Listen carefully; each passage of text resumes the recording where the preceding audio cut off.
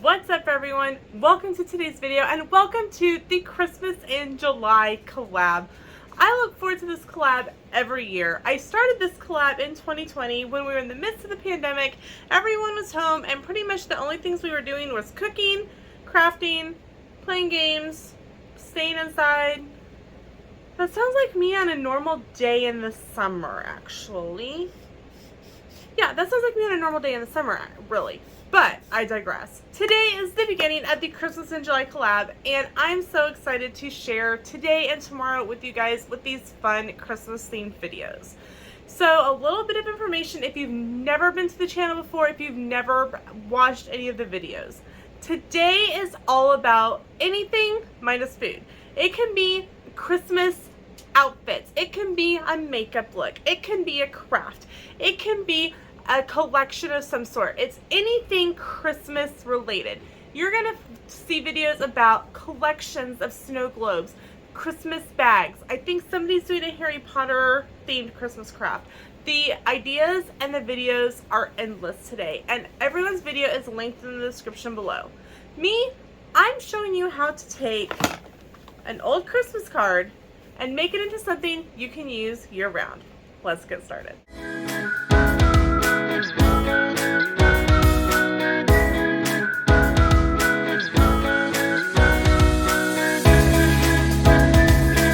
I love to craft, and I love finding things to craft with at our local thrift store. And at our local thrift store, they had a whole bunch of old Christmas card fronts for a quarter. So between the quarter for a bunch of cards, which when you figure that they don't turn out too much, and a container of thin ribbon from a Goodwill for at least 99 cents, I may or may not have gotten this half off. I couldn't tell you. This is a craft that costs you less than $1. So you're going to need Christmas card fronts. We all have them. Don't lie. In your Christmas stuff that's in storage, you have Ziploc bags and or shoe boxes full of old Christmas cards. I remember growing up at my grandma's house during the holidays while my dad was doing military stuff, we would make Christmas cards out of Christmas cards. Grandma, who we call Mimi, would get construction paper and glue and glitter, and she would write a simple message down on a piece of paper for me, and we would make Christmas cards. I have such fond memories of that, and I'm sure you guys have memories of doing crafts with Christmas cards as well, whether it's at school or at home or daycare or wherever. But today we're going to turn this into something you can use year-round, a bookmark. One of the things that I love to do in the evenings, especially around when it's cooler weather, is to curl up on a couch with a blanket, a good cup of hot chocolate, and a book. And I am a book lover in the sense that if I see a student at school with their book turned upside down with the pages splayed out, I nearly have a coronary because I'm like, you're hurting the spine of the book. Get a bookmark. And I try to keep bookmarks in my backpack because even though the kids get a bookmark at the library, they tend to lose them. So to make this project, the basic supplies that you are going to need are Christmas card fronts, ribbon. Now you can use any type of ribbon that you have on hand.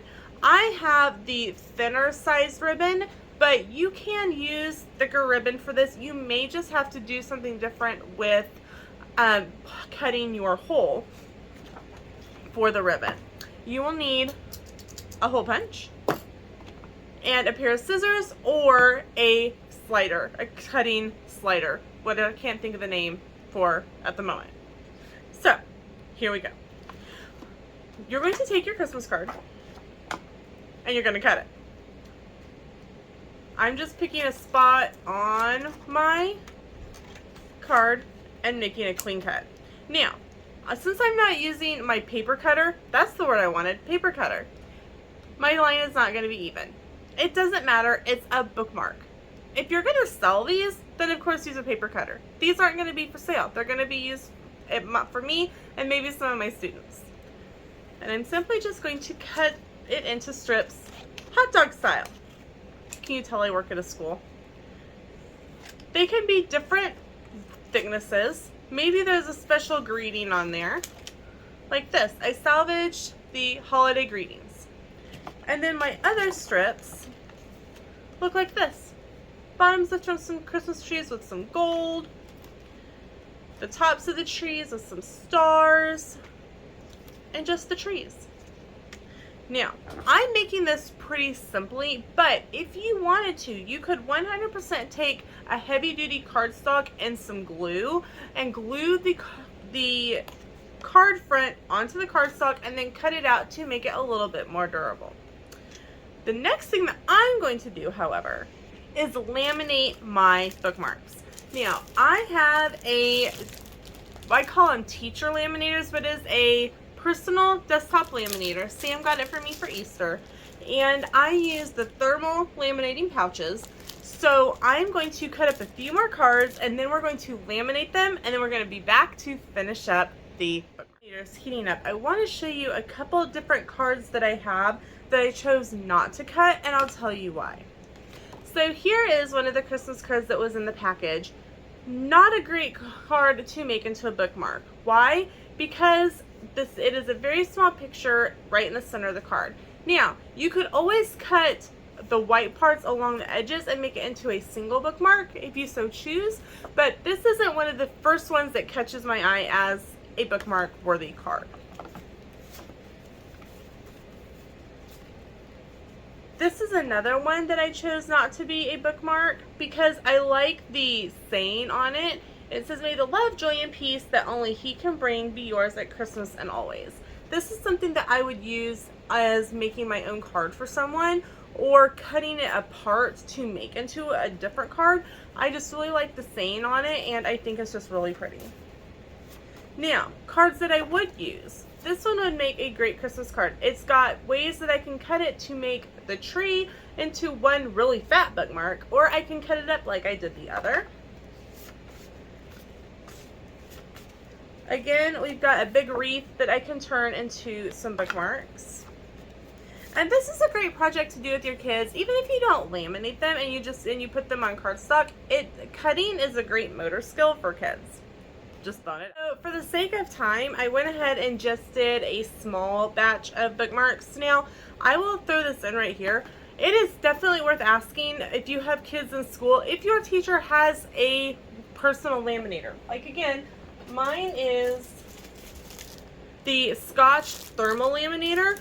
Definitely ask your teacher if they have one and consider buying them some pouches of different sizes of laminator sheets, because let me tell you, that workroom gets crazy, and you always need to laminate something when the laminator is out of paper.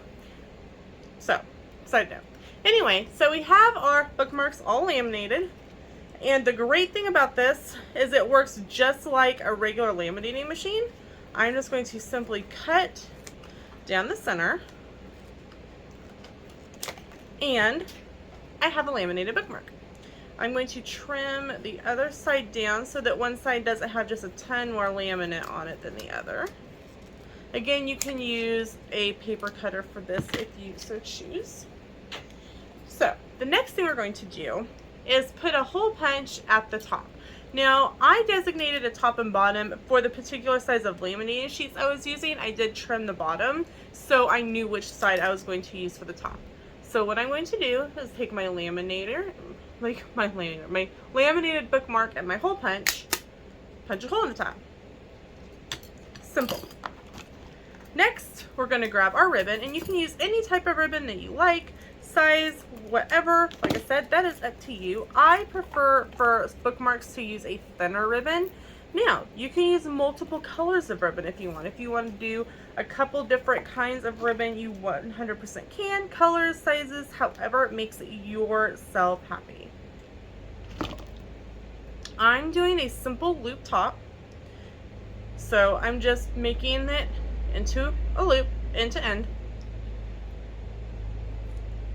Take my bookmark, put it through the hole, pull my ends through my loop, and voila. Now, because we know that this isn't going to stay that well, I'm going to take and make a small knot at the top so I know that my ribbon doesn't come undone.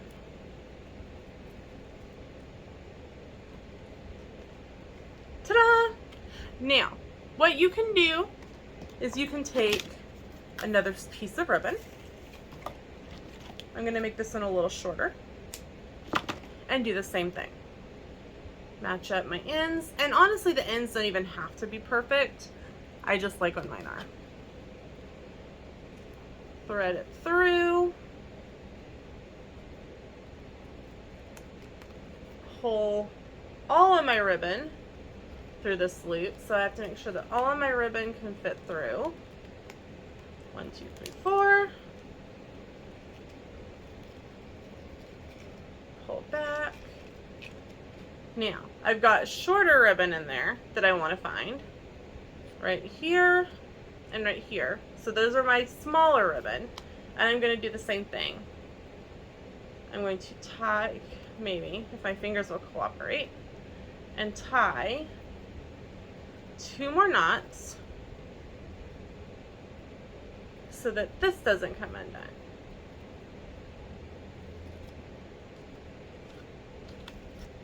And yes, I picked gold to go with the gold on my bookmark. So here is a bookmark that cost me less than $1, that I got all the supplies at the thrift store except for the laminate. And really, like I said, you don't have to use the laminate, but I like to because I think it secures them just a little bit better. 100%, you don't have to do it. You can glue it onto cardstock and cut it out that way. Contact paper, which is really cheap, you can always laminate it using contact paper, and you can get it in the shelf liner area at your local Walmart. So that's it for this video. I hope you enjoyed it. Let me know in the comments if you plan to make one, or if you've made something with reusable, recycled Christmas cards. For some reason, I just can't think today. So that's it for today's video. Like I said, make sure to check out all the other channels participating, and if you don't see a video up today, definitely check them again tomorrow, because they may only be doing a recipe video. And also, if you are coming over here tomorrow from one of our channels that are only participated in the recipe portion of our collab, hello, welcome, and make sure to check out everyone's videos for the crafting videos as well, or makeup, collections, whatever they chose to do on the 24th. Thanks so much for watching, and Merry Christmas.